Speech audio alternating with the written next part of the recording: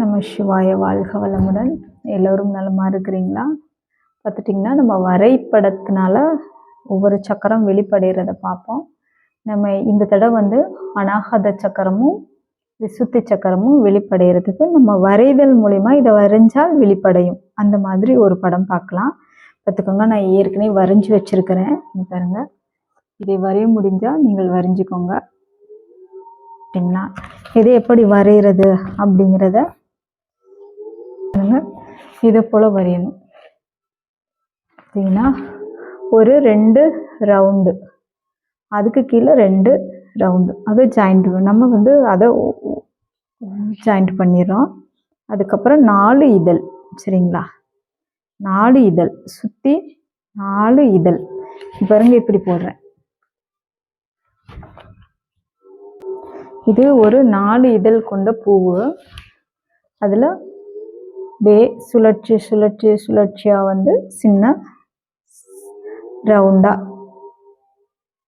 அந்த ரவுண்டு சுழற்சி தான் நமக்கு ரொம்ப முக்கியம். பாருங்க, இப்படி போட்டிருக்கேன். சரிங்களா? இதுக்கு அடுத்து இதே போல் போட்டுக்கோங்க. சரிங்களா? ஒரு சுற்றி ஒரு கோடு கோடு மாதிரி போட்டிருக்கேன். சாமி,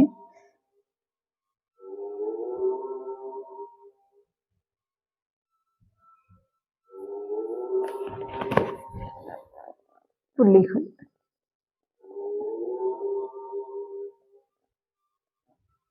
பார்த்துட்டிங்கன்னா 4 இதழ் பூ, 4 இதழில் முதல்ல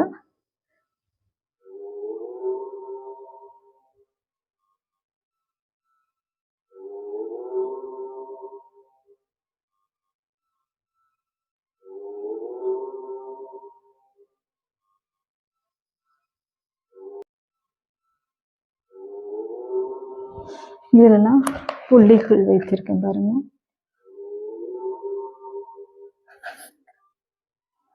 பார்த்துட்டிங்கன்னா உங்களோட ஒவ்வொரு டைம் நீங்கள் வரையும் போது அநாகத சக்கரம் வந்து வெளிப்படையும். 4 இதழ் கொண்டது. இதை வரைஞ்சி பாருங்கள். வரைஞ்சி பார்க்கும்போதே தெரியும் நான் என்ன மாதிரி வரைஞ்சிருக்கேங்கிறத. அதை அப்படியே வரையும் போதே உங்களுக்கு நிறையா மாற்றங்கள் தெரியும். இப்போ நம்ம விசுத்தி பார்ப்போம்.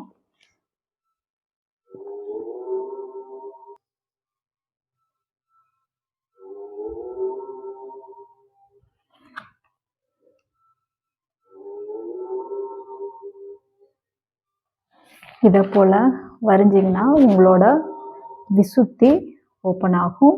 ஓப்பன் ஆகி அந்த விசுத்தி கண்ட்ரோலில் கொண்டு வந்து நின்றும்.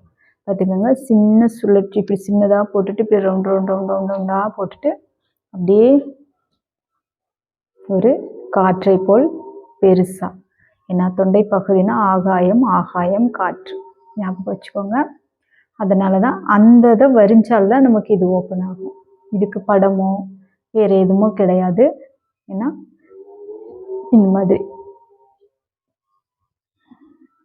இப்படி வரும்போது உங்களுக்கு அந்த விசுத்தி ஓப்பன் ஆகும். சரிங்க, இதே போல தான் வரையணும். இது வரைஞ்சி பாருங்க. 2 நாளைக்கு உங்களுக்கு தொண்டை இழுத்து பிடிக்கும் வரையும் போதே. அப்புறம் உங்களுக்கு ஆட்டோமேட்டிக்காக விசுத்தி ஓப்பன் ஆயிரும். மூலாதாரம் பார்த்துக்கோங்க. மூலாதாரம், சுவாதிஷ்டானம், மணிப்பூரகம். பார்த்துக்கோங்க, மூலாதாரம், சுவாதிஷ்டானம், மணிப்பூரகம்.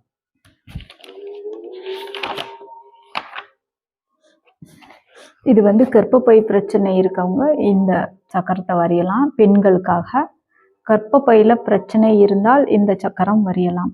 பார்த்துக்கோங்க, அதுக்காக தான் கீழே இருக்க சக்கரம் கொடுத்துருக்கேன்.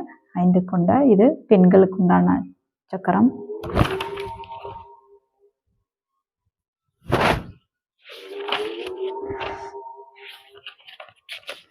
இப்போ உங்களுக்கு அநாகதம் பார்த்துக்கோங்க. அநாகதம், அநாகதம், விசுத்தி. எல்லா சக்கரமும் உங்களுக்கு எப்படி வரைகிறது அப்படிங்கிறத வந்து உங்களுக்கு சொல்லிட்டேன். இன்னி வந்து நம்மளுக்கு வந்து ஆகினை, இங்கே நெத்தி பொட்டுக்குழி சக்கரமும் மேல் சக்கரமும் ஓப்பன் ஆகிறது. மேலே நம்ம இந்த வரையும் போதே நம்ம என்ன பண்ணுவோம், மேலே இங்கே நின்றுவோம். இங்கே இருந்து இதை வரைஞ்ச உடனே இதை வரையும் போது நம்ம இங்கே நின்றுவோம். மீண்டும் நம்ம என்ன பண்ணணும்னா, எல்லாரும் கேட்டிருந்தீங்க அந்த படம் எப்படி வரையணும்னு. நீங்கள் அதை வரைஞ்சிங்கனால்தான் உங்களுக்கு அது வெளிப்படையும். ஆனால் ஏற்கனவே நீங்கள் வந்து என்ன பண்ணுவீங்க, உங்களோட பயணம் போயிட்டு தான் இருக்கும். ஆனால் இந்த தவம் பண்ணுறவங்க அதை அழுத்தமாக அந்த இடம் வேணும், தேவைப்படுது அப்படிங்கிறனால தான் உங்களுக்கு அந்த சக்கரம் வரிதன் மூலயமா கொடுத்துருக்கேன். சரி, நம்ம சிவாய வாழ்க வளமுடன். நீங்கள் அதை வரைஞ்சி பார்த்துக்கலாம். இப்போ நான் உங்களுக்கு ஒரு முத்திரையை கொடுக்குறேன் சாமி. நல்ல சம்மணம் போட்டுக்கோங்க. நல்ல சம்மணம் போட்டு உட்காந்துக்காங்க. இங்கே பாருங்க,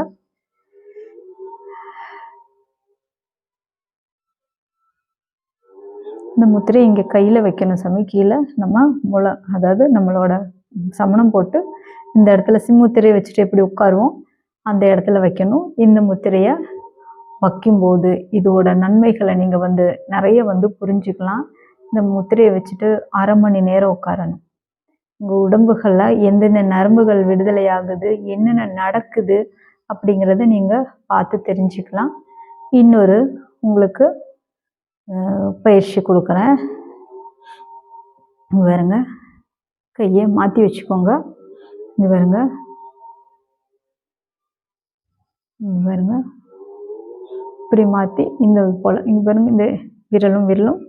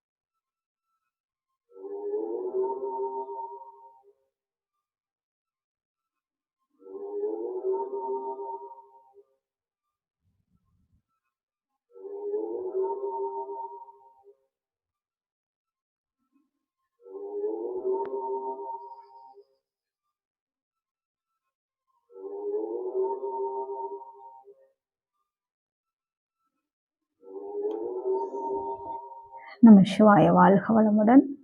இப்போ நம சிவாய வாழ்க வளமுடன்.